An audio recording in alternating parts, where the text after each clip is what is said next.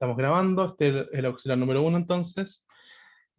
Partimos con el problema número 1. Nos dice que un campo vectorial F, que va de R3 en R3, ¿no es cierto? Esto va a ser más o menos como, vamos a ser medio pedante al principio, ¿no es cierto? Que un campo vectorial va de R3 en R3.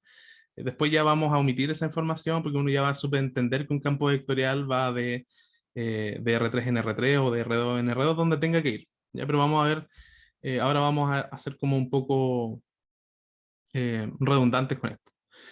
Vamos a decir que tiene simetría cilíndrica si tiene esta forma, es decir que el campo expresado en coordenadas cilíndricas, que son ρ, phi y z, se escribe como una función que solamente depende de ρ en la dirección rotongo.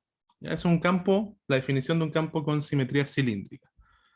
Y nos dicen que f además es una función real que va de los reales positivos hasta r y es de clase C1, es decir, es derivable y con derivada continua y todo eso.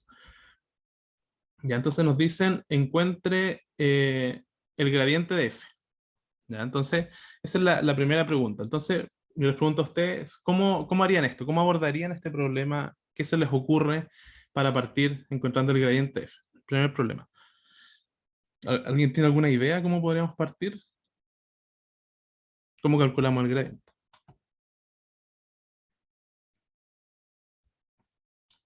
Hay algo en el chat, dice que LOL. Ya. Bueno. Entonces, lo que vamos a hacer es, la idea de este problema, ¿no es cierto? Tiene dos propósitos. Entonces, yo aquí tengo el apunte para que nos ubiquemos en el apunte. El apunte me imagino que es donde están complementando las clases, ¿no es cierto? Es un apunte súper bueno, creo yo, para este curso. Y aquí aparecen hartas formulitas que vamos a ir utilizando y que quiero que aprendan cómo se utilizan. Entonces, como les decía, este problema tiene dos objetivos. El primero es usar las formulitas de las derivadas en coordenadas curvilíneas y las identidades. Son dos cosas. Entonces, lo primero, espera, voy a leer el chat. Alguien dice derivando, pero no sé derivar. Ya. Identificando las componentes del campo. Claro, ya. Esa es una muy buena idea. Entonces, vamos a buscar primero el gradiente. Entonces, aquí tenemos, si se fijan, el gradiente en coordenadas cilíndricas y esféricas, que son las típicas. Después aparecen otras, ¿no es cierto? Vamos a ver un problema más adelante en otras coordenadas, que son las coordenadas parabólicas. Ya, pero estas son las típicas. En nuestro caso, fíjense en la auxiliar, un campo tiene simetría cilíndrica, es decir, usamos coordenadas cilíndricas, entonces nos vamos acá y usamos naturalmente el gradiente en coordenadas cilíndricas. ¿Ya? Entonces esta cosa de acá lo voy a tratar de recortar y la vamos a llevar a nuestra hojita de resolución. Entonces tenemos esto de acá y vamos aquí. Entonces me queda algo en el chat y alguien dice definir g de x, y, z. Claro, esa sería una opción, pero es un camino más largo. Entonces lo que uno trata de utilizar es estas formulitas de acá, que son las expresiones en coordenadas cilíndricas. No sé si ustedes se acuerdan de esto, probablemente lo hayan visto en mecánica. Mecánica de repente se utilizan harto estas fórmulas. No sé si se recuerdan de eso. Entonces, fíjense que lo que a nosotros nos dice, ¿no es cierto? Aquí voy a anotar P1, que nuestro campo tiene simetría cilíndrica, entonces del tipo F, F de ρ, ¿no es cierto? Solo depende de ρ, en rotongo. Ya, entonces nos piden ahora la parte A, ¿no es cierto? Calcule el gradiente de F. Ya, entonces, ¿cómo calculamos el gradiente de F? Tenemos que aplicar esto de acá. El gradiente, si se fijan, es algo así como un vector. Tiene tres componentes vectoriales. Entonces, es una cantidad vectorial. Entonces, la pregunta aquí es si la función depende solamente de ρ. Esto quiere decir eso, que aquí cuando yo digo F entre paréntesis ρ, que solamente depende de ρ, ¿qué puedo decir, por ejemplo, de df a d teta? ¿Cuánto vale df a d teta? ¿Vale cero? Cero. Vale 0, ¿no es cierto? Porque solamente depende de ρ, no depende de teta, entonces su derivada con respecto a teta es 0. Y puedo decir también que cuánto vale la derivada de f con respecto a z, lo mismo, ¿no es cierto? Que también vale 0. ¿Ya? Entonces, cuando yo calcule el gradiente, se van a ir estas componentes de acá. Ya de mi fórmula general, esas componentes se van a ir y me va a quedar solo la primera. Entonces yo aquí puedo anotar df a de ρ en rotongo o si ustedes quieren, esto es lo mismo que f', ¿no es cierto? Como es una función de una sola variable, yo puedo aquí decir sin ambigüedad, esto es f' de ρ. En rotongo, por supuesto, esto es una cantidad vectorial, ¿ya? Entonces esa es la expresión para el gradiente de f. F no sabemos cuánto vale, una función que sabemos que es de clase C1, que tiene derivada por lo tanto, y derivada continua, pero no sabemos mucho más, esa es la expresión. Entonces, ahí tenemos con la parte A. No sé si tiene alguna duda hasta acá, si se entendió la idea, más o menos. ¿Algo? ¿Quedó alguna duda antes de que pasemos a la siguiente?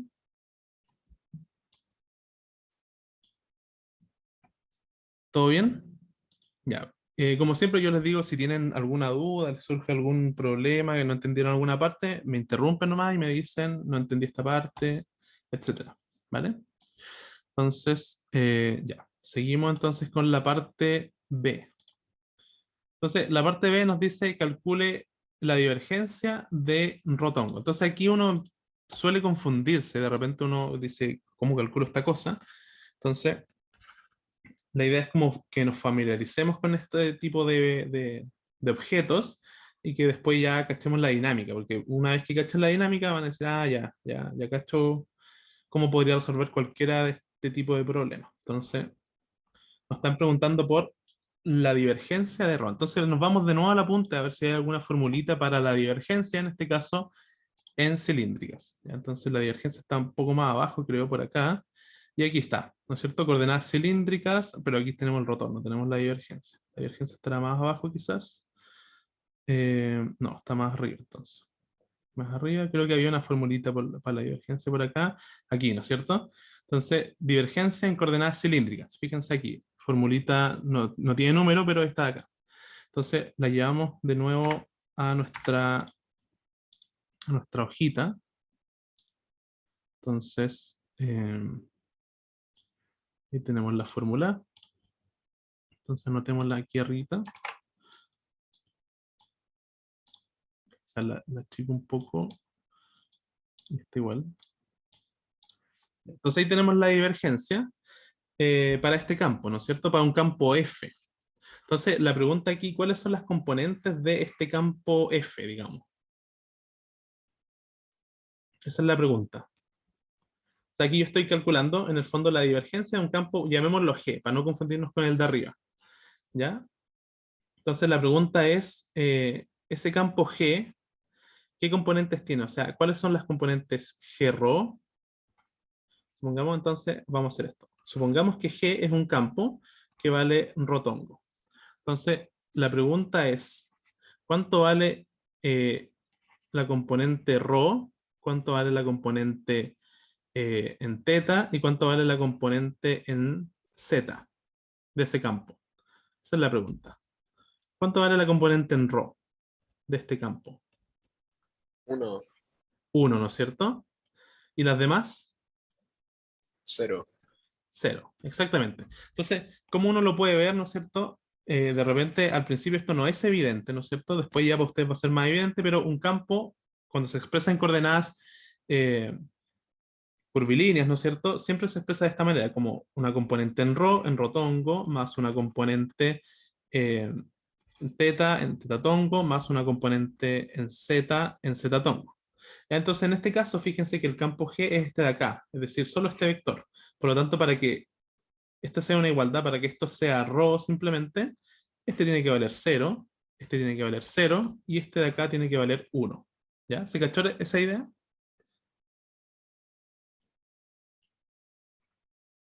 ¿Sí? ¿Se entendió eso? Sí, se entendió. Ya, súper.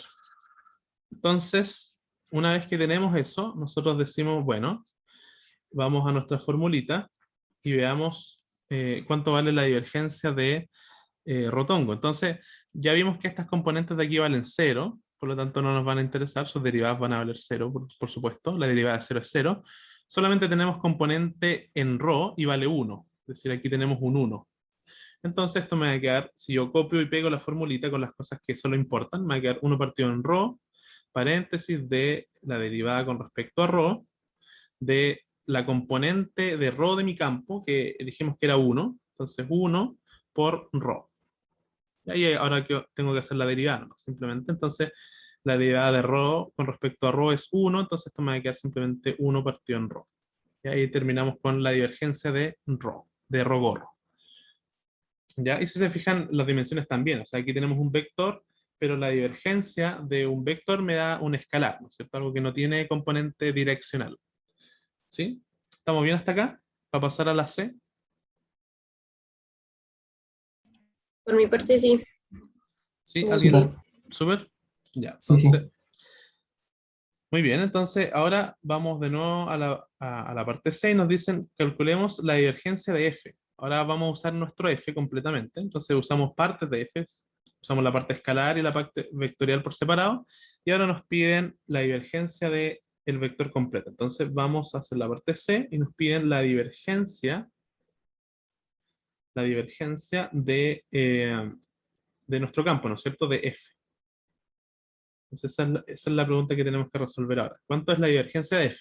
Entonces, el mensaje que tiene esta parte es utilizar lo anterior para calcular la divergencia de F. Nosotros podríamos usar la fórmula directamente, de hecho se los voy a dejar propuesto para que ustedes lo hagan y comprueben que da lo mismo, pero vamos a utilizar identidades vectoriales, que son otro tema que también aparece aquí en el apunte, creo que está más al inicio, déjenme buscarlo, a ver si lo pillo fácilmente. Hay una aquí, identidades vectoriales, ¿no es cierto? Y aquí aparecen la divergencia de, no sé, la suma, por ejemplo, vemos que es lineal, aparecen hartas propiedades que ustedes deberían probar en algún momento, quizás en la próxima auxiliar veamos alguno, el profesor me dijo que no viera todavía esto tan en detalle.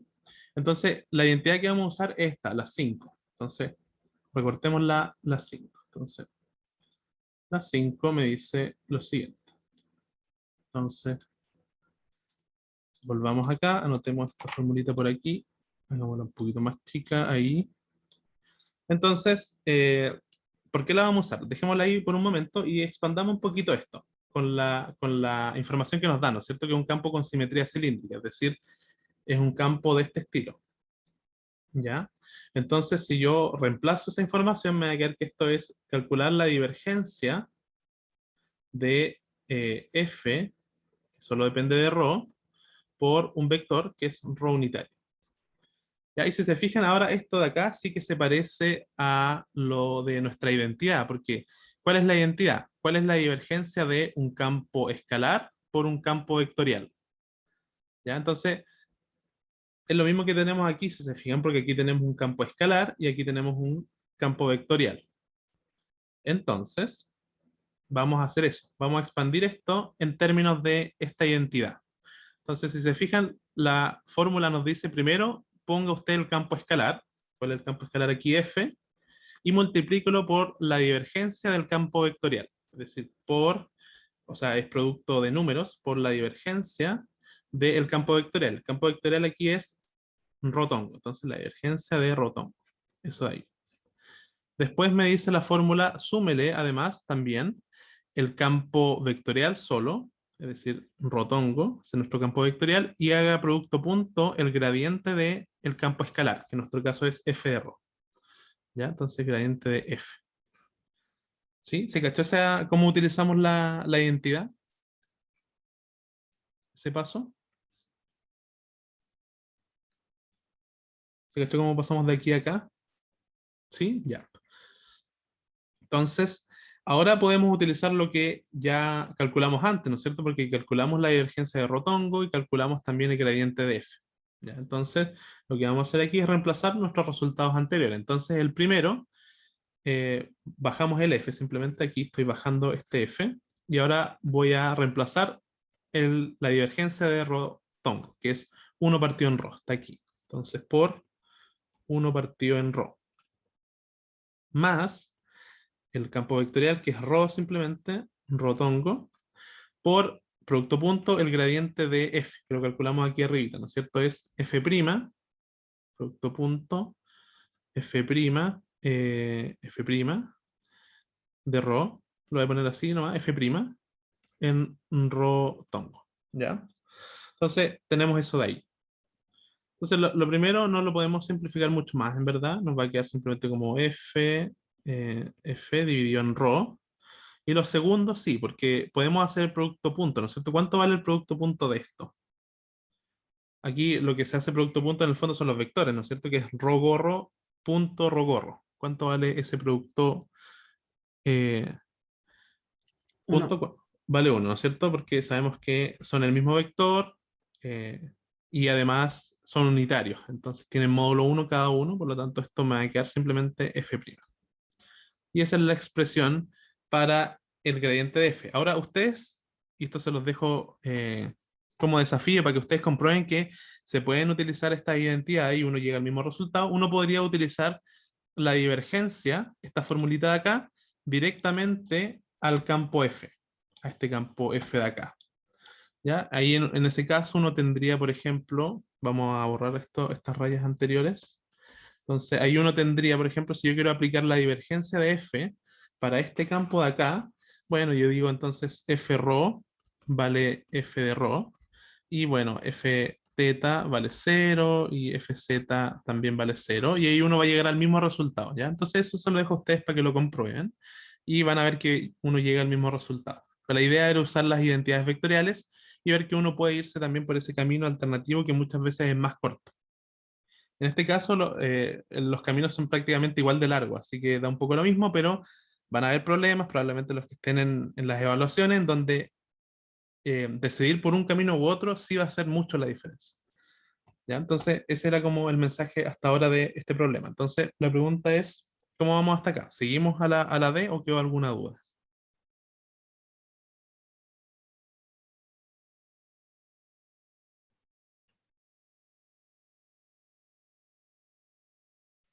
¿Estamos bien? Vamos bien. Por lo menos yo quedé súper.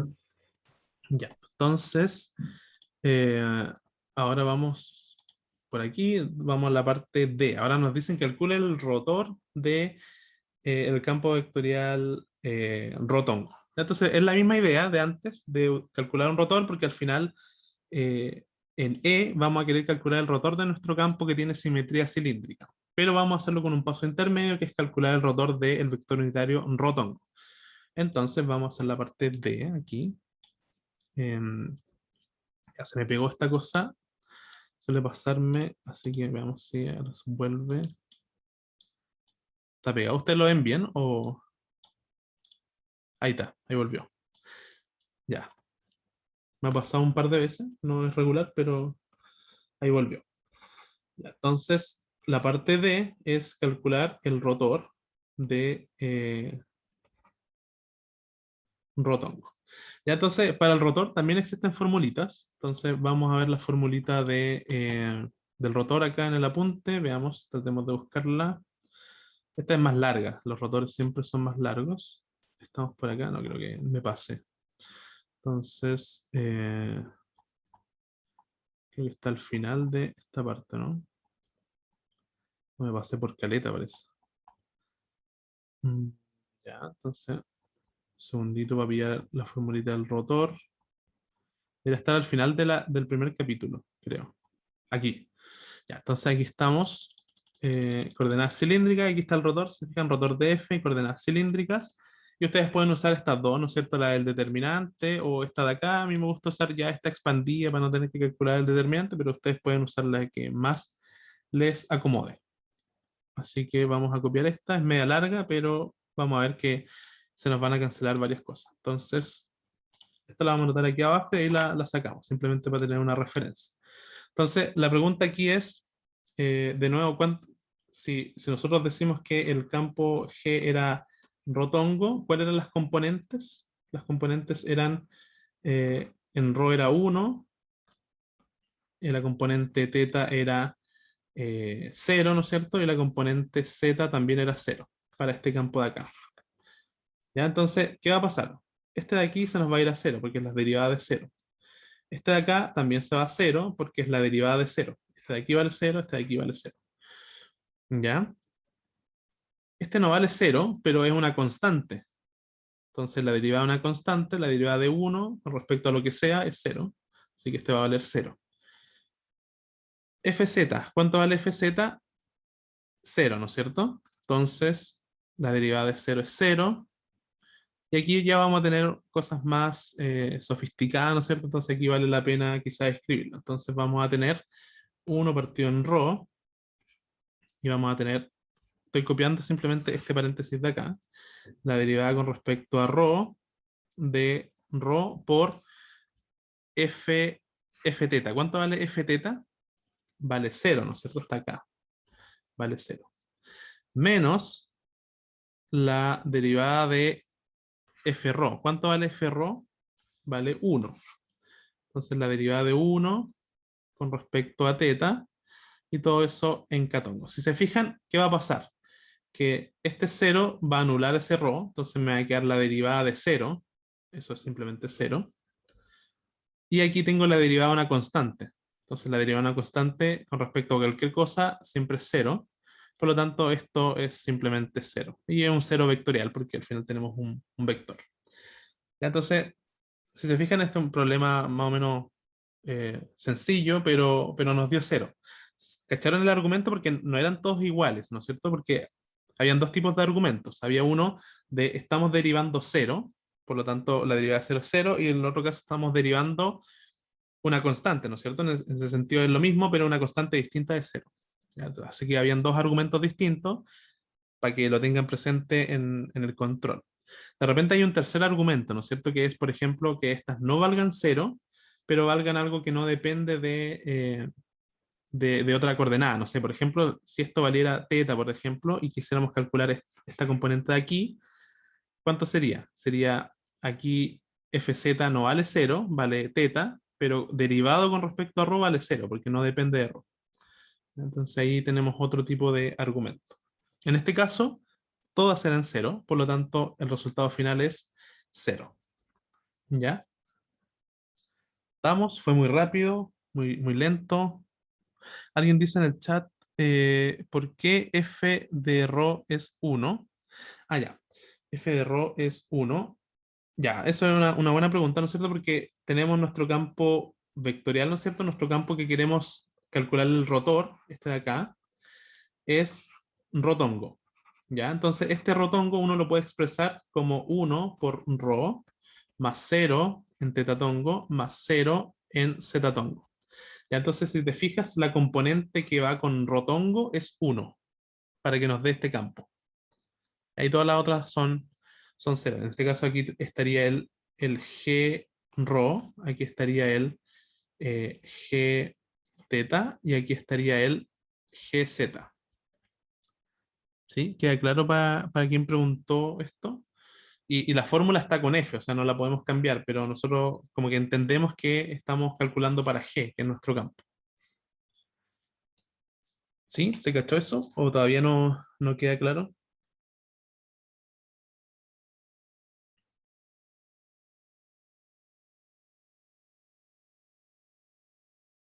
¿Sí, no? En el enunciado sale cómo es F. No, en el enunciado no sale cómo es F. Si te refieres a esta F de acá, no sale como es F. Si te fijas, nos dicen, ¿dónde está? Acá. Simplemente la única información que nos dan es que es una función que va de los reales positivos en los reales y que es de clase C1, es decir, que tiene derivada y es continua. Es todo lo que sale. ¿Sí? ¿Estamos bien con eso?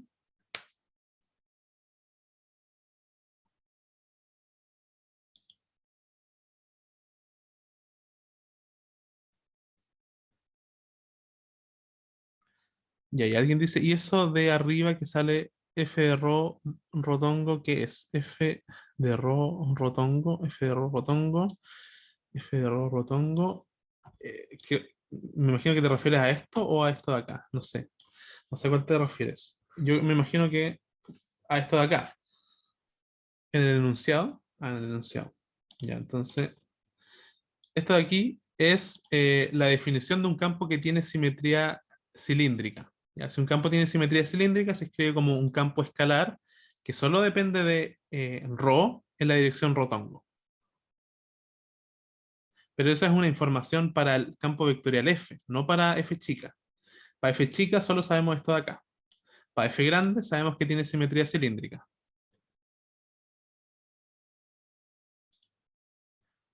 Ya. Entonces, ya, continuamos con la siguiente. Nos queda la E y la F. ¿Sí? Estamos con eso, queda algo ¿Algo entre medio que no se haya cachado? Entonces vamos a la siguiente página, a la E, parte E. Entonces en la parte E nos piden a partir de A y D encuentre el rotor de F. Entonces aquí de nuevo hay que usar una identidad vectorial. Vamos a ver cuál en el apunte. Entonces calculemos el rotor de F. Entonces, ¿habrá alguna identidad para esto? Reemplacemos primero cómo era el campo F. Recordemos que tiene simetría cilíndrica, por lo tanto podemos decir que esto es de la siguiente forma. ¿Ya? Entonces un campo escalar por uno vectorial. Entonces veamos si hay alguna identidad para el rotor, para ese tipo de cálculos. Entonces vamos de nuevo a nuestras identidades, a ver si aparece alguna por ahí. Aquí, un rotor, busquemos algún rotor, aquí hay un rotor, pero son dos campos vectoriales. Acá hay un rotor, ¿no es cierto? Rotor de un campo escalar por uno vectorial. Súper, entonces usamos esa identidad. Entonces, la copiamos. Vamos acá. Ya. Entonces, ¿qué nos dice nuestra formulilla? La formulilla nos dice que el rotor, ¿no es cierto?, de F, dado que tiene simetría cilíndrica, se puede escribir como, sigamos la receta de la fórmula. Entonces nos dice, multiplique el campo escalar, que en nuestro caso es F de ρ, por el rotor de el campo vectorial, que en este caso vendría siendo rotongo. Entonces, por el rotor de rotongo. ¿Ya? Y después dice la receta, súmele el gradiente del campo escalar, es decir, el gradiente de F, y hágale producto cruz con el campo vectorial, que en nuestro caso es rotongo. Entonces, producto cruz rotongo. Y ahí usamos la identidad para calcular nuestro rotor. ¿Cuál es la ventaja? Que nosotros ya conocemos el gradiente de F, porque lo calculamos antes, y acabamos de calcular cuánto vale el rotor de rotongo.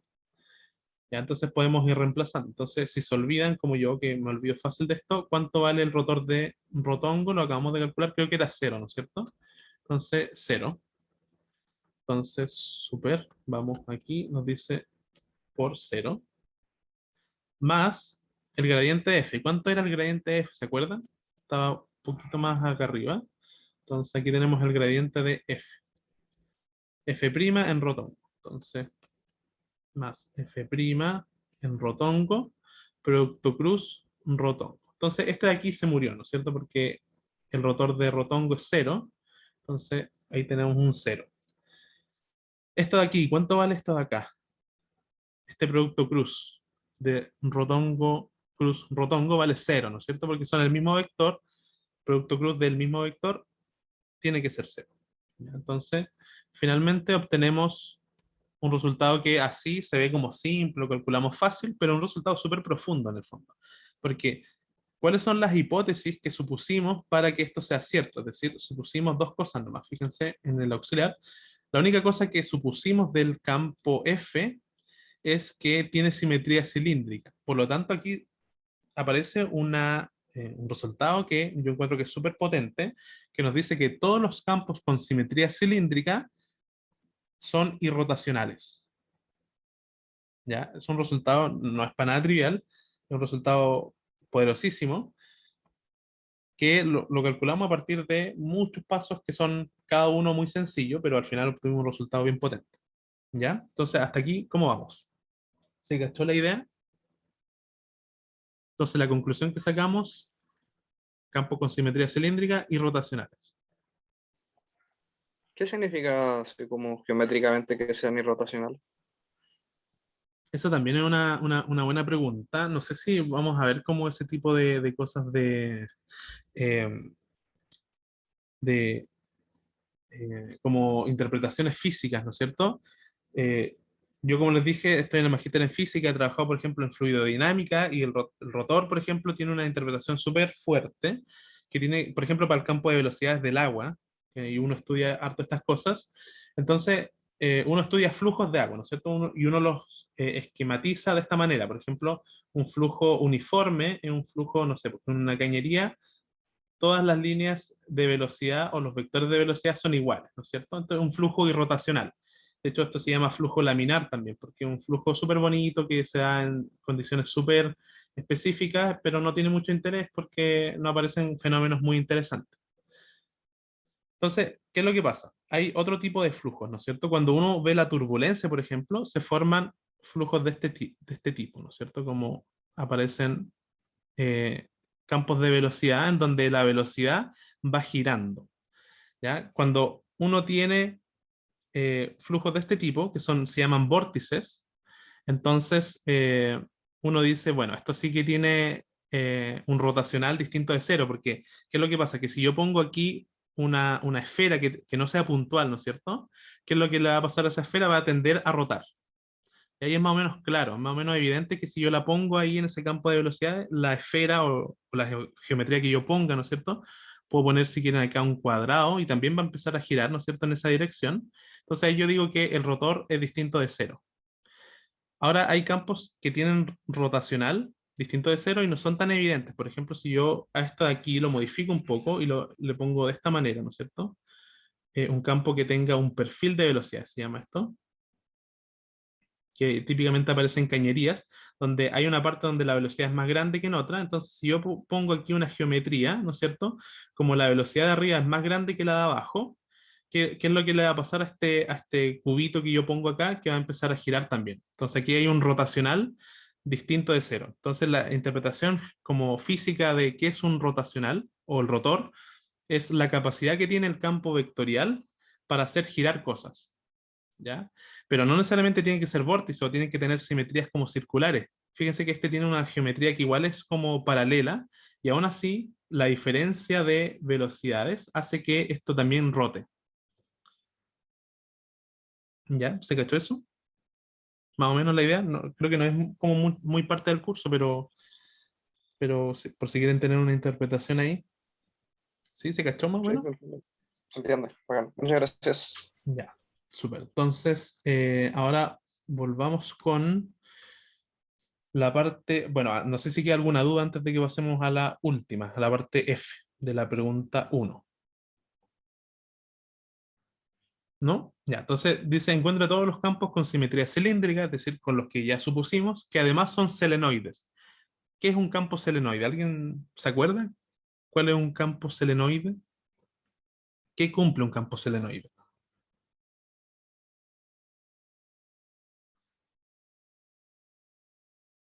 Con divergencia cero, claro, exactamente. Alguien dijo en el chat con divergencia cero. Entonces, para la F, vamos a decir que, por ejemplo, un campo F es selenoide, vamos a decir selenoide, selenoide. Mi letra no es tan buena, en verdad, es malísima, pero creo que se entiende. Sí, solo sí, la divergencia de F es cero. Ya, eso vamos a decir un campo selenoide. Ahora, nosotros queremos espiar todos los campos con simetría cilíndrica que además son selenoides. Pero entonces, ¿qué tenemos que pedirle a este F para que tenga simetría cilíndrica? Bueno, tenemos que pedirle lo que le pedimos al principio, es decir, que sea de esta forma. ¿Ya? Entonces, si es de esa forma, entonces nosotros eh, queremos que F sea de esa forma, ¿cierto? Como F de ρ por rotongo. Para que sea, esto es lo mismo que ser simetría cilíndrica. Simetría cilíndrica. Ya, sorry por la letra. Entonces queremos esas dos hipótesis, que tenga simetría cilíndrica y queremos ver qué es lo que pasa cuando son selenoides. Entonces nosotros calculamos ya la divergencia de un campo con simetría cilíndrica, ¿se acuerdan? Entonces lo hicimos acá, está por aquí, acá, ¿no es cierto? Fíjense, aquí calculamos la divergencia de un campo con simetría cilíndrica y nos dio este resultado de acá, que es bastante choro. Entonces, llevémoslo para la próxima página. Nos dice que entonces la divergencia de ese campo es algo así como F partido en ρ más F'. ¿Ya? Y queremos que sea selenoide, por lo tanto vamos a imponer que esto sea cero. ¿Ya? ¿Y qué es esto de acá? Esta ecuación de acá. ¿Qué es eso?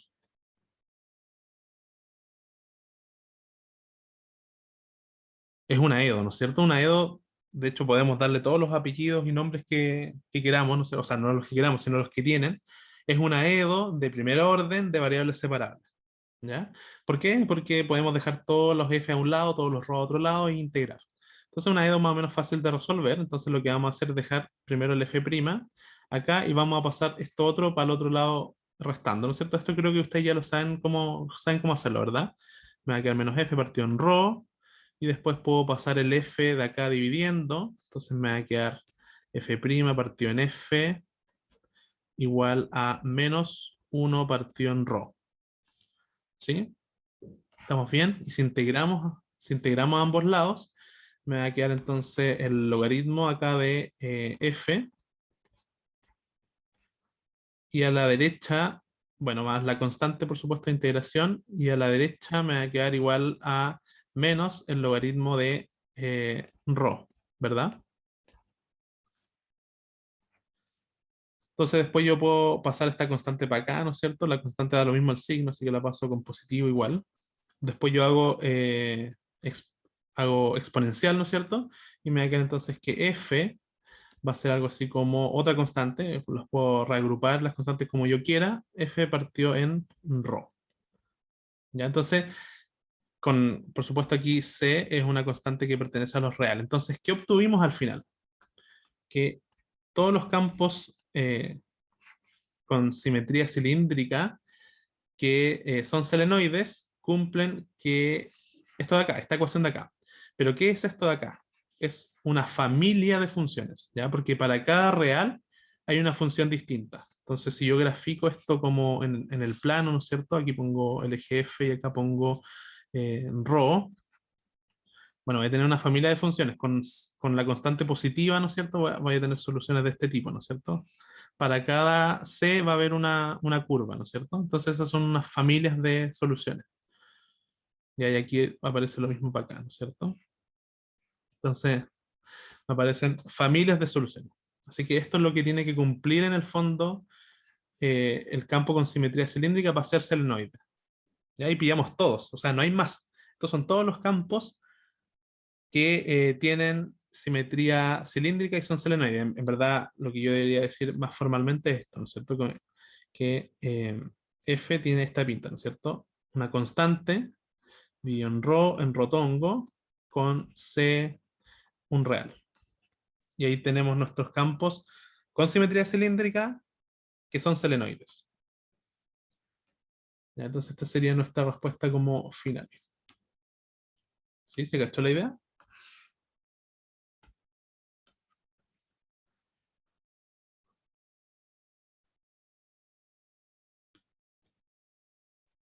Consulta, ¿puedes yo seguir un poco a donde está lo del selenoide? Sí, acá. Ah, ya, bueno, gracias. Dale. ¿Dudas, consultas antes de terminamos la P1? Eso sería todo con la P1. Ahora vendría la P2. ¿Tienen dudas con esto? ¿Consultas? ¿Reclamos? ¿Quejas? ¿Felicitaciones? ¿No tienen dudas? ¿Se entendió esto? Felicidades.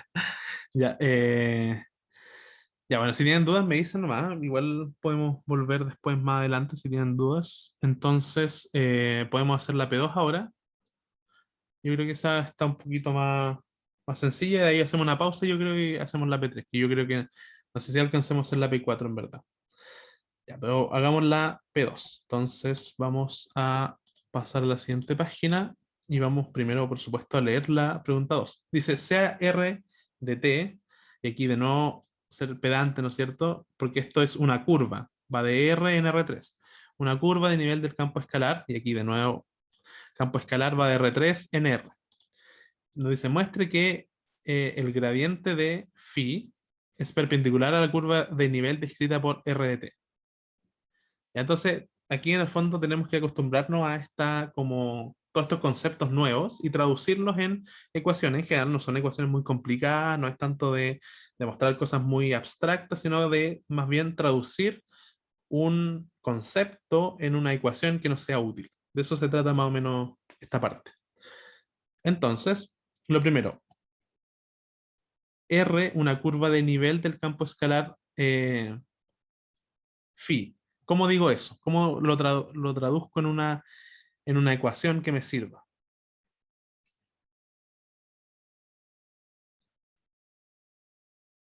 ¿Cómo digo? Vamos a cambiar de color acá. Entonces, no funcionó. Entonces, ahora sí, ya está. Entonces, la pregunta es, ¿cómo digo R de t es curva de nivel de phi? Entonces alguien dice, R nos lleva a todos los vectores que tienen el mismo resultado en phi. R nos lleva exactamente. Eso es una forma muy buena de decirlo, pero hay un paso más para transformar eso en una ecuación. Entonces, ¿cómo lo expreso en una ecuación? Pero eso está súper bien. Alguien dijo que R sea curva de nivel de phi, significa que R nos lleva a todos los vectores que tienen un mismo resultado en phi. Eso está perfecto. Pero ¿cómo lo expreso en una ecuación? Entonces, yo lo voy a hacer acá. Voy a decir que va a existir, ¿no es cierto? Lo voy a poner C, de nuevo, porque me gusta la C. Eh, un- existe C, un número real, tal que cuando yo ese phi lo evalúe en R de t, me dé, ¿cuánto? El mismo valor, ¿no es cierto? C. ¿Ya? ¿Sí? ¿Se cachó esa idea? Esto es como la parte yo creo clave, ¿no es cierto? ¿Cómo expreso que algo es curva de nivel en una ecuación? Existe un C en R tal que phi evaluado en R es igual a C, una constante. Entonces, esto va a ser fundamental porque ahora yo de aquí para adelante el resto es como técnica, en el fondo, como cálculos, matraca, álgebra. ¿Ya? Entonces, este es como yo, a mi juicio, la parte pelúa. Después ya más técnica, más que nada practicar y cosas de ese estilo. Entonces, si tienen dudas me dicen. Entonces lo que yo voy a hacer ahora es decir, bueno, para que se entienda un poco mejor qué estamos haciendo, el RDT es una curva. Por lo tanto, yo lo que puedo hacer es decir que esto es algo así como x de t, ¿no es cierto? Coma y de t, coma z de t. ¿Ya? Entonces, una cosa que yo puedo hacer acá, ¿no es cierto? Es esta ecuación escribirla de otra manera, ¿no es cierto? Y decir que esto es phi de x de t, coma y de t, coma z de t. Eso es lo que estoy diciendo. Y es igual a una constante c, un real, un número real cualquiera. Entonces, la pregunta es cómo yo puedo utilizar esta ecuación de manera que me sirva. Y esto es vamos a ver después porque esta pregunta tiene más partes y hay un razonamiento que se repite. Entonces, el razonamiento es el siguiente. Esta ecuación yo la puedo derivar, ¿no es cierto? Le puedo aplicar la derivada.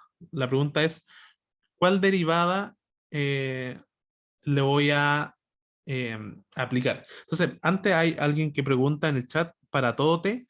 Y la respuesta es sí, para todo t. Porque, ¿qué es lo que hace t? T es un parámetro, ¿no es cierto? Que va, supongamos, entre A y B.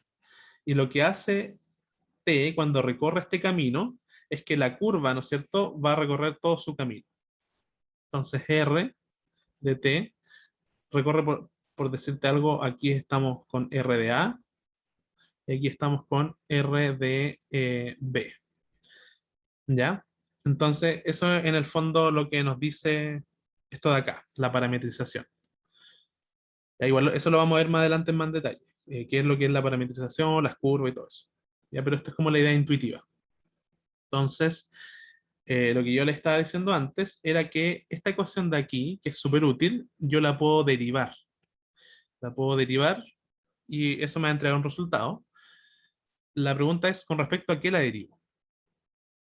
¿Qué creen que sea útil eh, derivar acá?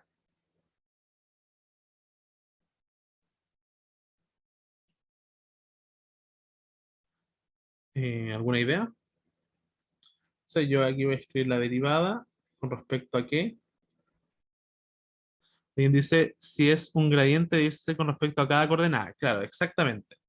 ¿Ya? Pero ¿qué pasa, por ejemplo, si yo derivo con respecto a t, que en física es el tiempo, pero aquí puede ser cualquier parámetro, puede ser un ángulo, lo que sea, puede ser una distancia también. Entonces voy a derivar esta ecuación de acá. Entonces lo voy a escribir acá, voy a escribir phi de r de t igual a, por supuesto, si derivo a la izquierda, también tengo que derivar a la derecha.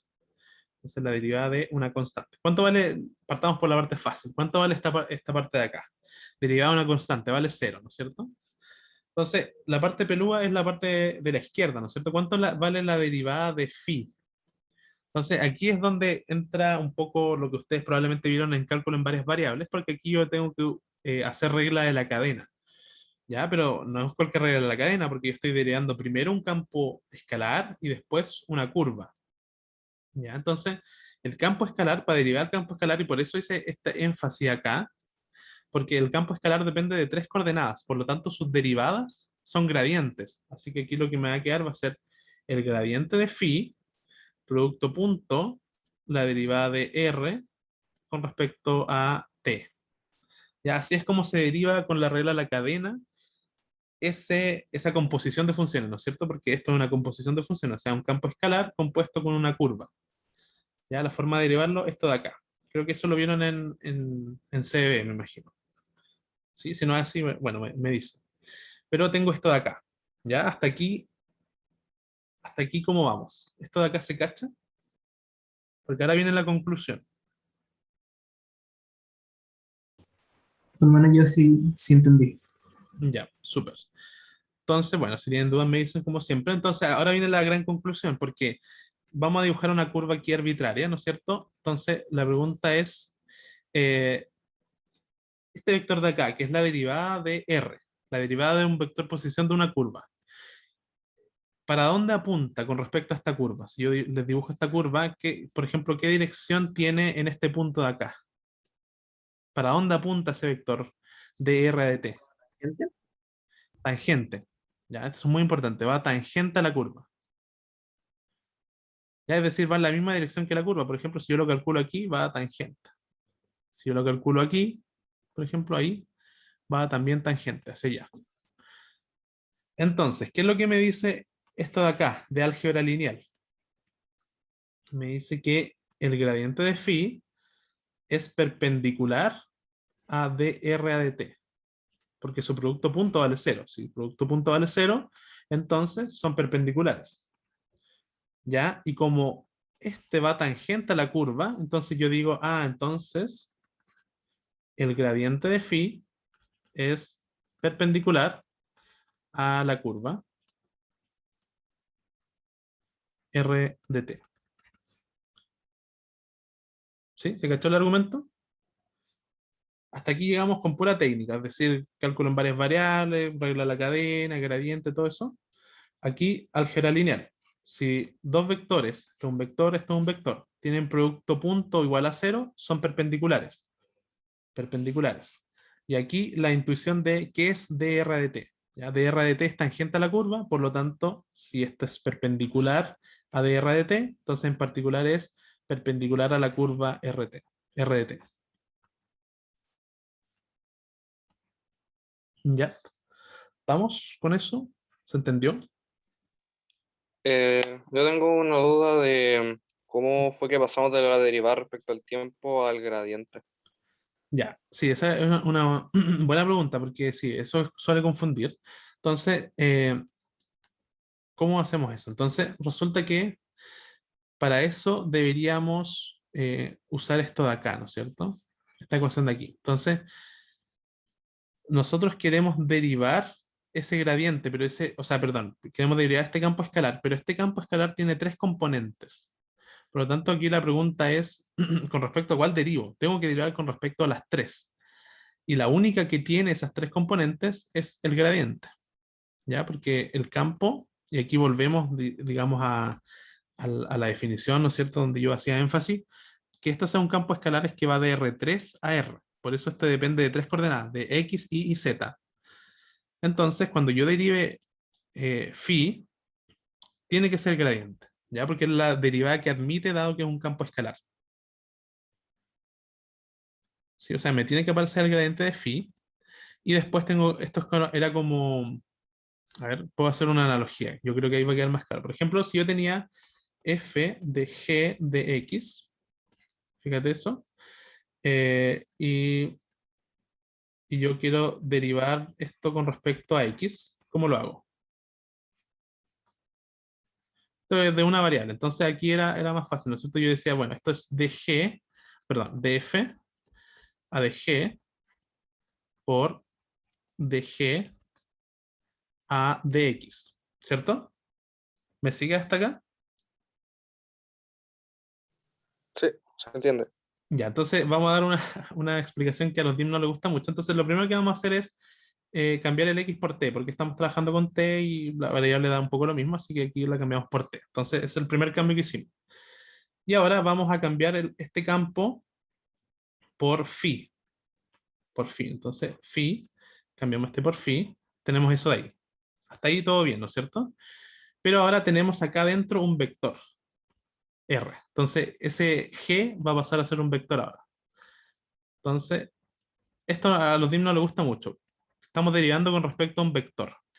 Esto de aquí, la interpretación que uno le da, al menos físicamente, es que esto es el gradiente de phi.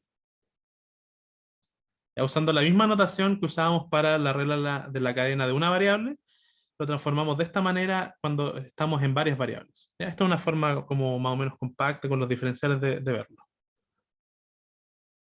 ¿Sí? ¿Quedó más claro con esto, con este ejemplo? Sí, se entiende. Gracias. Ya. Entonces, eso sería la regla de la cadena. Ya, ¿qué más dudas, consulta, antes de que pasemos a la parte B?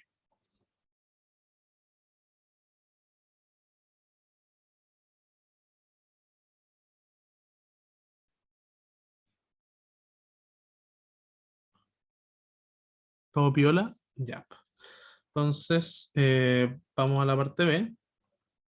Vamos a ver aquí, entonces, ya nos dan un nuevo dato acá, ¿no es cierto? Considere la función real g de t, que va de R en R, de nuevo, ser pedante, ¿no es cierto? R en R, cuya expresión está dada por g de t igual el módulo al cuadrado del vector, o la curva, si quieren, R de t.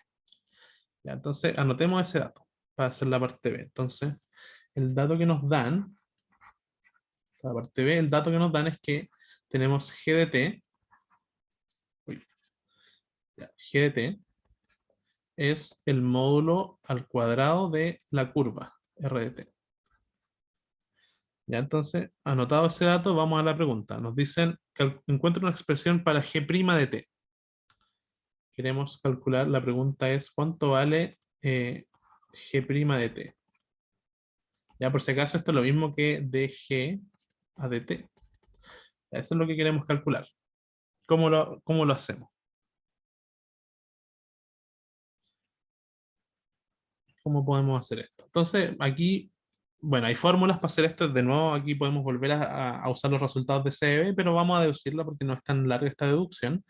Entonces vamos a expandir esto, ¿no es cierto? Vamos a hacer un paréntesis acá y decir que R de t, ¿no es cierto? Es algo así como, lo voy a anotar de dos formas, como x de t en x tongo, más y de t en y tongo, más z de t en z tongo, o uno también lo puede anotar así para que vean que esto es la misma, estoy diciendo exactamente lo mismo, si yo anoto esto, x de t, y de t, z de t, ¿vale? Entonces, ahora lo que yo quiero calcular es el módulo al cuadrado de eso. ¿Cómo calculo el módulo al cuadrado de r de t? Tengo que elevar cada componente al cuadrado, ¿no es cierto? Y sumarlas. Entonces esto me va a quedar igual a primera componente al cuadrado, x cuadrado de t más y cuadrado de t más z cuadrado de t. ¿Ya? ¿Me siguen hasta ahí? ¿Todo bien? Y ahora lo que podemos hacer es, esto por supuesto, es g de t. Entonces ahora podemos aquí aplicar la derivada con respecto a t. Y ahí calculamos g' de t. Entonces, g' de t va a ser algo así como, tengo que derivar acá con respecto al tiempo cada una de las componentes. ¿Ya? Pero tengo que hacer regla la cadena porque tengo un elevado al cuadrado. Entonces el primero me va a quedar 2 veces x de t por dx a dt. Ya, el segundo, la derivada es lineal, así que suma de, o sea, la derivada de la suma es suma de derivadas. Entonces aquí me va a quedar 2 veces i de t por di a dt. Y la tercera me va a quedar 2 veces z de t por dz a dt. ¿Ya? ¿Sí? ¿Estamos de acuerdo con esto? Para que nos vayamos a la próxima página.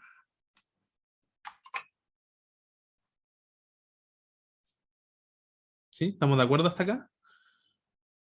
Ya. Entonces, se copió algo. Ya. Se copió raro, pero bueno, lo arreglamos acá. Entonces, tenemos esto, 2z y tal.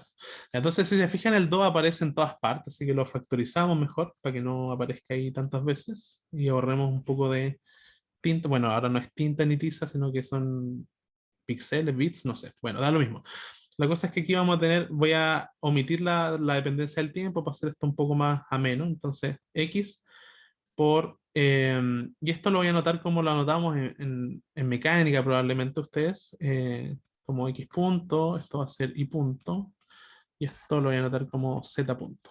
Entonces, x por x punto más y por y punto, porque va a ser más fácil básicamente reconocer la estructura que hay acá, más z por z punto. Entonces, la pregunta para ustedes, y que ahora puede que no lo vean tan claro, pero más adelante lo van a tener que ir viendo, se les va a evaluar esto también. ¿Qué estructura hay aquí? ¿Qué es esto de acá?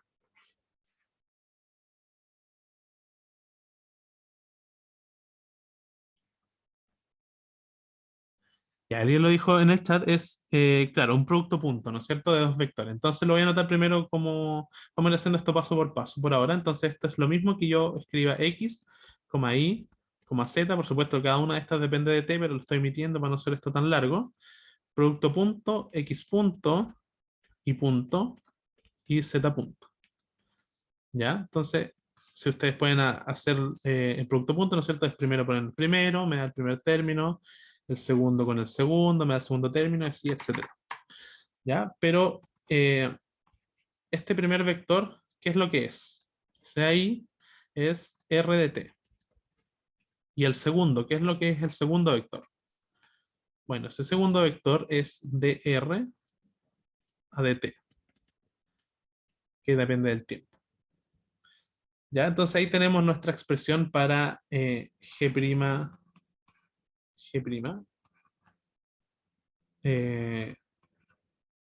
me cuesta hacer la G, y ahí estamos. Entonces ahí tenemos nuestra expresión para G' de t, en función de R. No conocemos cuánto vale R, sabemos que es una curva simplemente, pero ahí está. Sabemos que es de clase C1 creo también. Entonces ahí está nuestra expresión para G' de t. ¿Sí? Bien hasta acá, pasamos a la parte C, o todavía no. ¿Cómo vamos hasta aquí? ¿Bien? ¿Mal? ¿Se perdieron? ¿Están cansados? ¿Cansadas? ¿Bien? ¿Un break? Yo creo que podríamos hacer un break como después después de terminar la C. ¿Les parece eso? Hagamos la C y después hacemos un descansito. ¿Les tinca? Ya, ya, súper. Entonces, para que aprovechemos la inspiración de la P2, que nos queda una parte súper chiquita, y ahí hacemos el break. Entonces, suponiendo que R de t, o sea, primero ya calculamos G' de t. Entonces nos dicen ahora, suponiendo que R de t, la curva, es decir, es de módulo constante, demuestra que dr de t es perpendicular a R de t. Si se fijan, aquí nos piden algo similar a lo que había en la parte A. Si se fijan, demuestra que R de t es perpendicular a R de t. Y aquí nos decían, muestre que el gradiente de phi es perpendicular a R de t. ¿Y cómo lo demostramos? Con un producto punto a partir de una ecuación. Entonces aquí vamos a ver que el razonamiento es más o menos similar. Entonces, partimos con la hipótesis, ¿no es cierto? La hipótesis, volvamos al enunciado, es suponiendo que R es de módulo constante. Entonces, anotemos esa hipótesis porque por supuesto que va a ser de relevancia. Entonces aquí estamos en la parte C. Entonces la hipótesis es que el módulo de R es constante, o sea, es C, donde C es algún número real. Algún número real. Alguien dice en el chat G' tendría que ser 0, ¿no? Exactamente. ¿Ya? Exactamente. Si lo viste eso desde ya, muy bien, felicitaciones, pero igual lo vamos a hacer paso por paso, pero súper bien. Esa es la respuesta correcta. Entonces, módulo constante significa que existe un real tal que la norma de ese vector es C. ¿Ya? Entonces, yo de aquí puedo decir que si esto es constante, entonces, ¿qué puedo decir de el módulo al cuadrado? Que es entonces C cuadrado. O sea, otra constante, que es C cuadrado, eso valdría el módulo al cuadrado, ¿no es cierto? Hasta aquí yo creo que me siguen. ¿Sí? Entonces, ¿pero qué es la norma al cuadrado? Relacionándolo con lo anterior. Es G de T, ¿no es cierto? Y ahora yo tengo una ecuación, ¿no es cierto? Puedo pasar de aquí a acá y tener una ecuación. Entonces, yo esa ecuación, que es G de T igual a C cuadrado, una constante, un real, la puedo derivar con respecto al tiempo. Entonces, la pregunta es, ¿qué va a pasar? Bueno, a la izquierda voy a tener G' de T y a la derecha voy a tener la derivada de una constante al cuadrado. ¿Cuánto es la derivada de una constante al cuadrado? Es 0. Entonces, ya estoy en el último paso. Yo calculé cuánto valía, ¿dónde estoy? ¿Dónde está el lápiz? Aquí está. Entonces yo calculé cuánto valía G'. Y aquí me dice que G' vale 0. Entonces esto lo voy a anotar un poquito más acá para alcanzar a hacerlo en el último, la última línea del cuaderno. Entonces voy a decir que 2 veces R de T producto punto de R a de T es 0.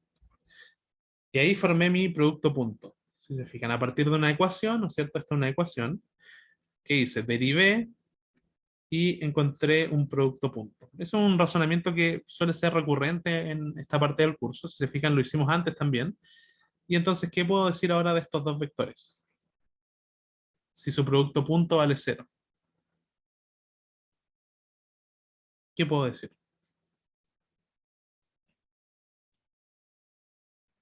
Digo simplemente que R de T es perpendicular a dr a dt.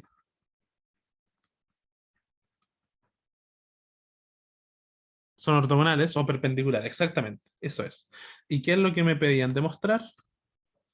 Que dr de t es perpendicular a r.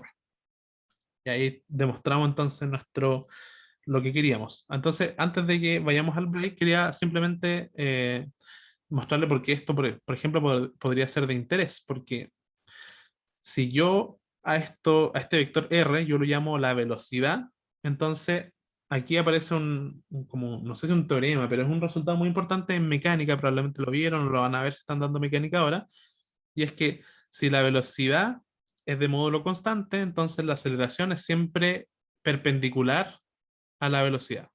Ya ustedes lo pueden hacer ahí con más detalle. Lo único que hay que hacer es cambiar r por v y estamos listos. Entonces ahí uno ve que estas cosas tienen aplicación en distintos contextos. En particular, yo les muestro uno de la mecánica, que es área de la física. Entonces, ahí estaríamos con este problema. Hagamos un break, son las 13, las 3:13.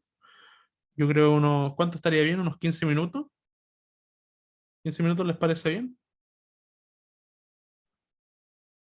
¿O 10 minutos? No sé, ¿cuánto les parece bien? ¿15 o 10 o cuánto?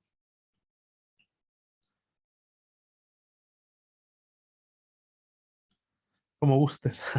Ya, hagámoslo 10 para que nos vayamos más temprano. Ya, hagamos 10 para que terminemos más temprano también. Ya, entonces ya para redondear a las 3:25 volvemos. ¿Les tinca? 3:25. Voy a pausar la grabación. Acuérdenme de grabar a la vuelta.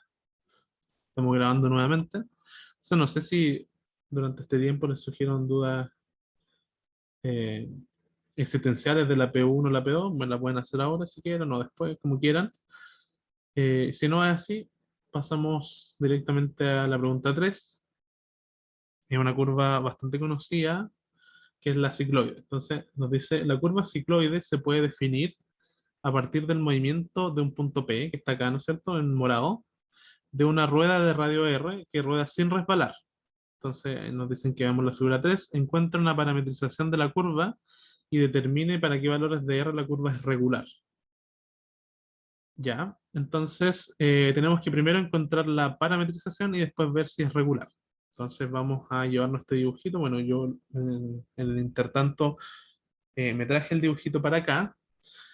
Y entonces la pregunta es cómo parametrizamos esta curva. Entonces aquí tengo unos ejes, ¿no es cierto?, de referencia. Los voy a, les voy a poner las etiquetas, ¿no es cierto? Este sería el eje X. Aquí tendremos también el eje X, que son el mismo sistema de coordenadas, es decir, tiene el mismo origen. Entonces, esto vendría siendo como un instante posterior, ¿no es cierto? Cuando la rueda ya rodó un poco, este punto P se movió. Se movió de acá cuando estaba en el eje Y al principio, después ya no está en el eje Y, sino que se movió un poco hacia la derecha y probablemente un poco hacia arriba también. Entonces, aquí la pregunta es cómo parametrizamos esta curva. De eso se trata la pregunta. Entonces, es una cuestión más bien geométrica, utilizando, bueno, algunos conceptos que probablemente vieron en física en algún momento, que es rodar sin resbalar, pero eso nos va a servir para un dato geométrico y nada más. Entonces, para que tengamos la idea bien clara, este punto P está a un radio R chica del centro. Aquí está el centro de la rueda y a una distancia R chica se encuentra el punto P. Entonces aquí este radio de acá sería radio R y este de acá sería R grande. Ya R grande es el radio de la rueda, R chica es la distancia al origen del punto P. Digamos que este punto P está pegado a esta rueda, entonces gira con la rueda. ¿Ya? No hay movimiento relativo entre la rueda y el punto P. Entonces, cuando queremos establecer una parametrización, típicamente lo que nosotros queremos es encontrar X en función de algún parámetro. Y en este caso nos dan el parámetro, pero implícitamente, no nos dicen cuál es, pero nos dan en el dibujo este parámetro phi, que es un ángulo. Entonces, lo que vamos a querer es idealmente un X de phi y aquí un Y de phi. ¿Ya? Entonces, esa va a ser la gran pregunta que queremos contestar en esta parte. Entonces, ¿cómo lo hacemos? Tenemos que encontrar las coordenadas de este punto P en esta situación, porque es para un ángulo arbitrario, del punto P. Entonces, aquí tenemos la posición X, ¿no es cierto? Es el punto que queremos, en el fondo. Entonces, aquí tenemos punto X, aquí estaría X de phi, y aquí estaría en el punto Y de phi, ¿no es cierto? Y de phi. Entonces, queremos esas coordenadas. ¿Cómo obtenemos esas coordenadas? Entonces, lo primero voy a hacer quizás otro color para que no se confunda tanto. ¿Cuánto sería esta distancia de acá? Toda esa distancia de ahí. ¿Alguien sabe? ¿Cuánto sería esa distancia de ahí? Si alguien quiere ponerla en el chat, siéntase libre de hacerlo. Ah, creo que no puedo ver el chat, ese es el problema. Entonces, alguien dice R por phi. Ya, R por phi. ¿Por qué R por phi? Porque esa distancia, de hecho, está bueno que ocupe colores, es la misma que esta distancia de acá. ¿Por qué? Porque la rueda rueda sin resbalar. Entonces, todo lo que se mueve, digamos, angularmente, se transforma efectivamente en movimiento. Es decir, esas dos distancias tienen que ser la misma. Entonces, esta distancia nosotros la sabemos, ¿no es cierto?, por calcular longitud de un arco, que esta va a ser R por phi, R grande por phi. ¿Ya? Pero esta no es la posición que queremos, ¿no es cierto? Pero hay que restarle este lado, ¿no es cierto?, que es el lado de un triángulo rectángulo. ¿Cuánto vale ese lado? Este lado de ahí. ¿Cuánto vale ese lado?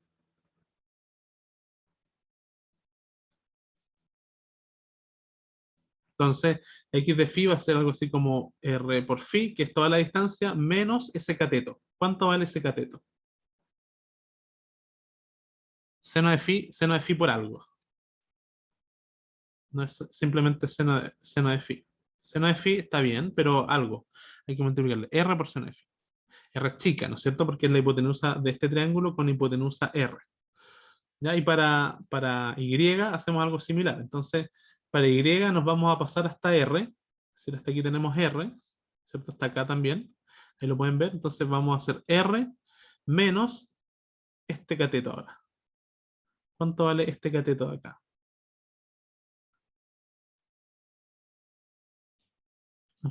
Ese cateto vale R por coseno de phi.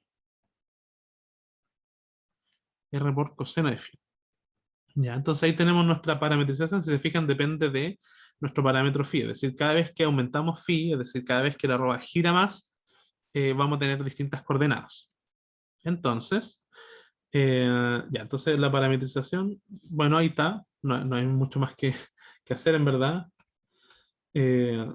La obtuvimos de manera geométrica. Entonces, esto es como obtendríamos una parametrización de manera geométrica. Entonces, yo quiero que veamos esta parametrización para que tenga algún sentido en sus cabezas, ¿no es cierto? Y no sea simplemente calcular cosas sin sentido. Entonces, a mí me gusta usar GeoGebra.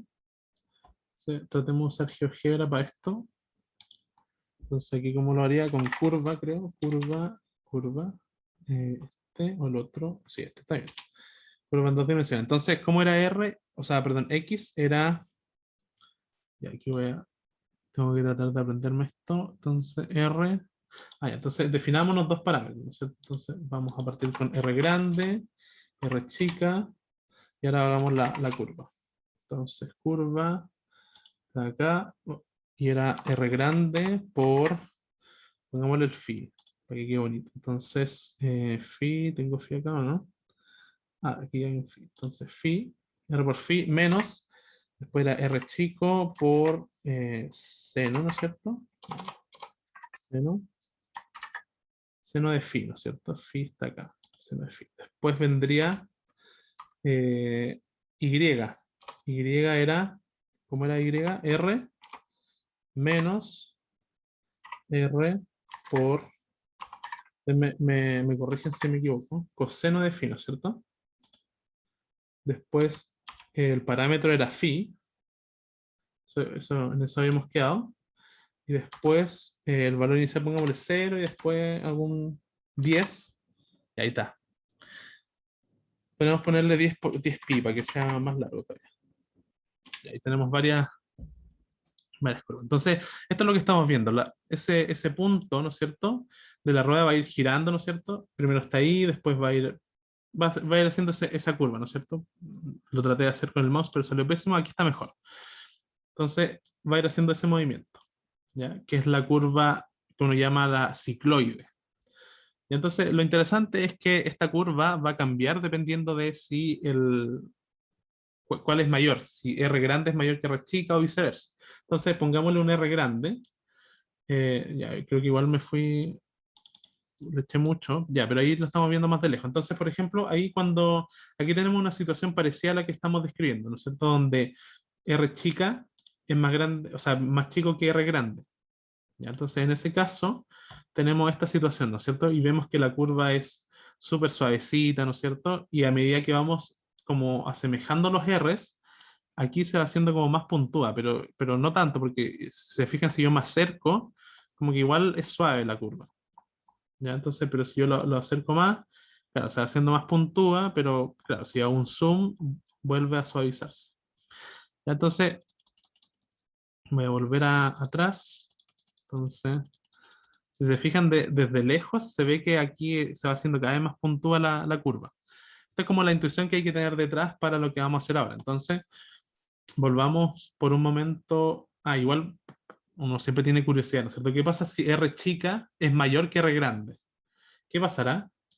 Entonces, ya ahí vemos qué pasa esto, ¿no es cierto? Que se forman estas curvas cerradas, además. R interesante también, puede ser de interés. pero bueno, un fenómeno que físicamente no tiene mucho sentido, ¿no es cierto? Pero matemáticamente sí, ¿no es cierto? Porque aquí la curva tiene otra propiedad que es cerrada, ¿no es cierto? Que es una propiedad de las curvas. Si R es más chico, no se cierra nunca, y ahí es suave, y vamos viendo que a medida que se asemejan los dos R, va siendo más puntúa ahí en los bordes. ¿Ya? Entonces, eso tenemos como intuición, pero nos preguntan, bueno, primero encuentra la parametrización, ya lo hicimos, determine para qué valores de R la curva es regular. Entonces, este problema me lo planteó el profe, entonces tuve que volver un rato a la punta de diferencial para ver que era una curva regular. Entonces aquí está qué es una curva regular, ¿no es cierto? Entonces aquí tenemos la definición de curva, que es una parametrización, algo que vamos a utilizar todo en este curso, la parametrización de una curva, porque va a servir para cuando veamos integrales y todo eso. Y que sea regular va a ser siempre una hipótesis de todos los teoremas que usemos. Ya, entonces regular, si admite una parametrización R, que ya la encontramos, vamos a ver si es de clase C1, y que además la norma de la derivada sea positiva, estrictamente positiva, para todo T. Ya, entonces, primero, la parametrización ya la encontramos, ¿no es cierto? Está acá. Ahí está la parametrización. En este caso, nuestra variable phi juega el papel de variable t, ¿no es cierto? Es nuestro parámetro de la parametrización. Entonces, el t de la punta, ¿no es cierto? Aquí pasaría a ser phi. Entonces, ¿dónde estamos? Aquí. Entonces, es de clase C1, es decir, es derivable y con derivada continua. Entonces, la respuesta es que sí, ¿no es cierto? Porque si nosotros derivamos x con respecto a phi, esto es una función que tiene derivada continua, esta también, esta es una constante, por lo tanto sí, y esta también. Así que todo funciona bien, es decir, es de clase C1 la parametrización. Lo que nos queda por ver es esto de acá. ¿Será que además tiene módulo positivo, estrictamente positivo? Entonces vamos a ver eso. Entonces, para que nos ubiquemos bien en qué es lo que estamos haciendo y cómo se relacionan esto con los nombres que nos dan en el apunte y en clase, RDT, que es la parametrización, en este caso sería, lo voy a escribir de dos formas igual que antes. Entonces la primera forma es más engorrosa, pero de repente es útil, que es lo siguiente, ¿no es cierto? R phi menos R seno de phi en X tongo. Esta es otra forma de escribir la parametrización. Más R menos R coseno de phi en Y tongo. Y la siguiente, que es la que uno más utiliza, ¿no es cierto? Es escribir esto como un par ordenado. Entonces, R phi menos R seno de phi, coma, R menos R coseno de phi. Ya, esa es la que vamos a utilizar de hecho ahora. Entonces, vamos a calcular dr a dt. ¿Ya? ¿Cuánto vale dr? Bueno, aquí tenemos en verdad teta, o sea, phi, perdón, porque es el que va a jugar el papel. Entonces aquí dr de phi. ¿Cuánto vale dr de phi? Entonces derivamos por componente. Aquí nos va a quedar simplemente r menos la derivada de r para phi es constante. Nos queda por seno de phi. ¿Cuánto es la derivada de seno de phi? Coseno de phi. Entonces, primera derivada. La segunda, derivada de una constante, es 0 menos r por la derivada de coseno, que es menos seno, así que esto se va a transformar en un más, seno de phi. Ahí tenemos la derivada. Entonces, ¿cómo calculamos el módulo de la derivada? Entonces, el módulo de la derivada de r de phi va a ser la raíz cuadrada de cada componente al cuadrado, ¿no es cierto? Entonces, la primera componente va a ser r menos r coseno de phi al cuadrado más la segunda componente, ¿no es cierto? Que va a ser r seno de phi y todo eso al cuadrado. Y cerramos la raíz. Quedó horrible, ¿no es cierto? Pero tratemos de que quede bien. Entonces, ahí estamos, ya está mejor. Entonces, ahí tendríamos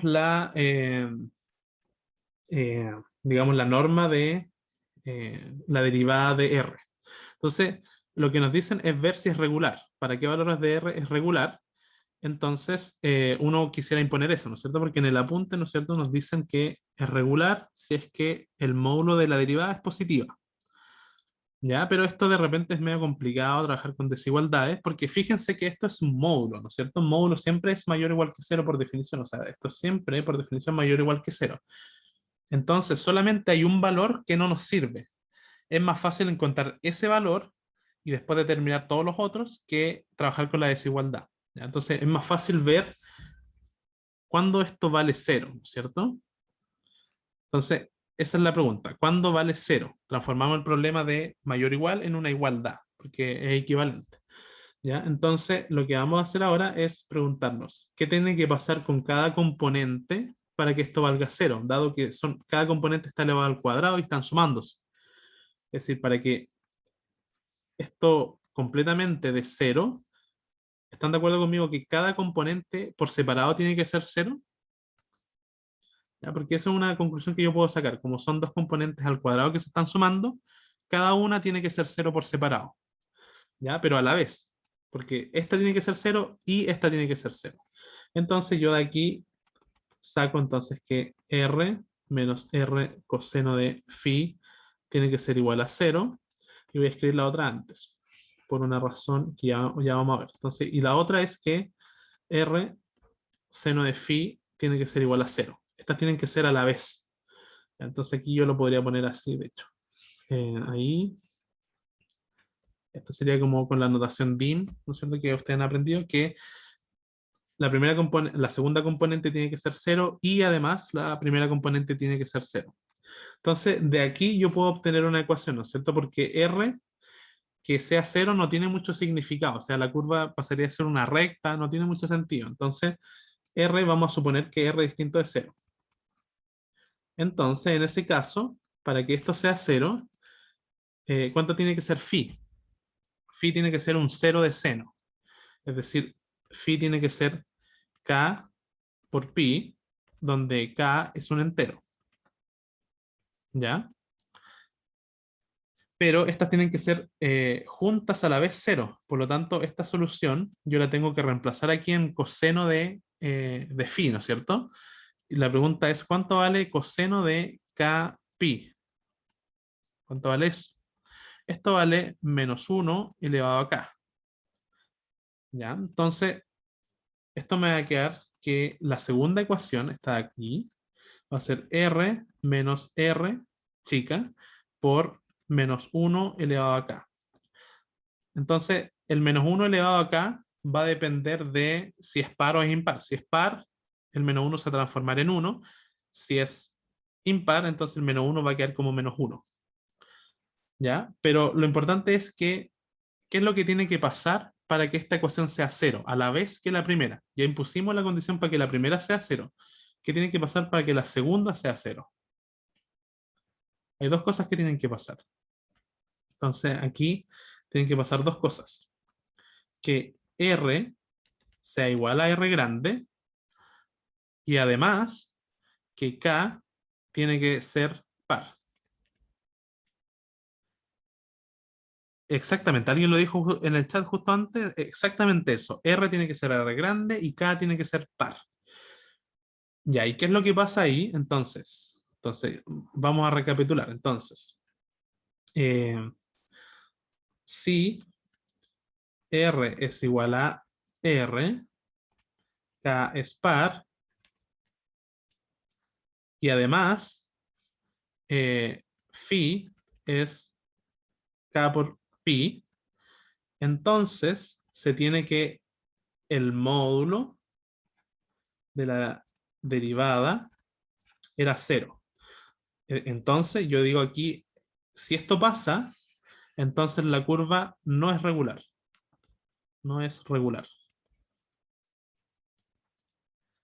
No es regular. Ya, entonces yo puedo decir ahora que, ahora sin ambigüedad, porque al final me están preguntando si volvemos al enunciado por un segundo, nos dicen, encuentre, dice, determine para qué valores de R la curva es regular. O sea, nos están preguntando de todas las hipótesis por esta de acá. Entonces, si R es distinto de R, vamos a decir que la curva es regular. Ya, esa es la conclusión. Y si se fijan, igual es media dim, ¿no es cierto? La conclusión es súper matemática, pero la intuición es súper, es como, a mí me parece re interesante. Entonces vamos a volver un poco al gráfico. ¿Ya? Entonces vamos a volver acá, vamos a volver aquí, lo vamos a poner, pongámoslo en radio 3, entonces, o 4. Ya, entonces si se fijan, cuando R es más chico, la curva es suave, ¿no es cierto? Eso quiere decir regular, que sea suave, bonita, que la derivada siempre esté bien definida. Entonces, si yo lo pongo más chico, se va haciendo cada vez más suave, de hecho. ¿Ya?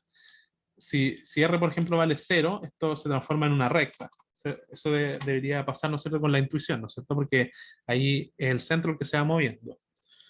Pero, ¿qué es lo que pasa si R es igual, R chica es igual a R grande? Es decir, ¿qué pasa si R chica es 4? Entonces, ¿qué es lo que pasa aquí? Que la curva deja de ser suave aquí, justo en este punto, ¿no es cierto? Donde toca al eje real. Entonces, si ustedes le pueden hacer zoom y de pronto la curva va a desaparecer porque el error numérico va a colapsar, entonces como que no va a funcionar, ¿no es cierto? Pero ustedes pueden ver aquí que cada vez que yo me acerco esto no parece ser suave, ¿no es cierto? Antes yo me acercaba lo suficiente y veía que la curva es suave. Aquí me acerco lo suficiente y la curva desaparece porque el error numérico hace que desaparezca. Pero lo que quiere decir esto es que justo en ese punto la curva deja de ser suave, es decir, tiene una punta. ¿Se acuerdan, por ejemplo, módulo de x? No está bien definida, no es una curva suave porque la derivada no está bien definida en el origen. Bueno, aquí pasa algo similar. La derivada no está bien definida en ese punto, entonces es una curva que no es suave. Y la intuición de ser suave es como dicen las palabras, ¿no es cierto? Es suave, es decir, que su derivada siempre esté bien definida y que sea una curva que uno como que pueda ser una recta que uno deformó de alguna manera. ¿Ya? Como la intuición de ser regular. Entonces, ¿qué es lo que pasa cuando nos acercamos, cuando los dos valores son iguales? Hay un punto que cuando lo hacemos 4, pasa que la curva tiene una punta. ¿Ya? Entonces, no es regular. Ahora, si se fijan, interesante, ¿no es cierto? Porque si nosotros esto lo ponemos, pongamos un número más chico, ¿no es cierto? 3, y el R chico es más grande que el R grande, entonces la curva vuelve a ser suave, es decir, es consistente con lo que obtuvimos, porque al final obtuvimos que solamente para R igual R, es decir, cuando los dos R son iguales, ahí la curva no es regular, pero cuando son distintos, da lo mismo si es mayor o menor, ahí sí puede ser regular. ¿Ya? Entonces, aquí tenemos el caso que no tiene como interés físico, pero sí matemático, donde el R chico es más grande, vemos que se forman curvas cerradas y la curva sigue siendo regular, en el sentido de que sigue siendo suave, siempre es suave. ¿Ya? ¿Se cachó esa idea intuitiva? Sí. Re bien. Ya, súper. Entonces, ahí es para que esto siempre como que tiene aplicaciones, vamos a ir tratando de todo lo que demostremos en lo posible, de que lo apliquemos en alguna forma, tratemos de visualizarlo, porque hay muchas cosas bonitas en este curso, ya quedan como 10 minutos, así que yo creo que no vamos a alcanzar a hacer el P4. Igual les puedo subir ahí una resolución chica para que se guíen, pero traten de hacerlo ustedes. Siempre es importante que ustedes eh, sean creativos con estos problemas y que traten antes de ustedes de hacerlo, de que ver la pauta. Así que ahí vamos a ver con eso. Y también les dejo propuesto el P5, que es un problema de electro, les puede servir para electro incluso, si están dando electro ahora. Pero tiene mucho que ver también con el gradiente, ¿no es cierto? Campos vectoriales, etcétera. Aquí tenemos que calcular un gradiente y después agrupar cosas. Entonces, un buen ejercicio de gradiente y agrupación de vectores, cálculo vectorial. Una cosa que quería decirles antes de que terminemos entonces esta sesión es... uy, ¿qué es esto? Ya, entonces, antes que terminemos esta sesión, quería decirles que no sé si ustedes cachan como lo de las clases presenciales. ¿Tienen alguna información al respecto? ¿Les ha llegado alguna información? Ya, resulta que, ya ahora puedo encender esta cosa. Ya, entonces resulta que para los auxiliares, ya los separaron. Ya, para los auxiliares sigue siendo, no sé muy bien cómo funciona, tengo entendido que es como medio, eh, como opcional. Creo que las cátedras sí van a ir sí o sí como híbridas, si es que tomaron el curso híbrido. Entonces yo no he preguntado muy bien cómo funciona con los auxiliares, pero antes de hacer todo ese trámite me gustaría saber si, no sé, si ustedes están interesados como en ir a hacer, como que hagamos las auxiliares como híbridas.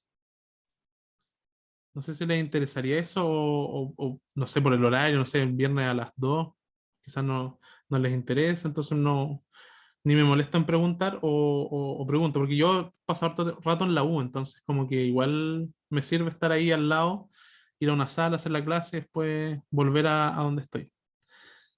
Si a alguno les interesa, ya, si les interesa yo puedo hacer como preguntar al menos si se puede, si es posible, y si es posible le damos, pues hacemos una clase híbrida y ahí nos vemos en la U, ¿ya? Ya, entonces eso por ahora, no sé si tiene alguna duda antes de terminar, yo creo que debería dejar de grabar, entonces...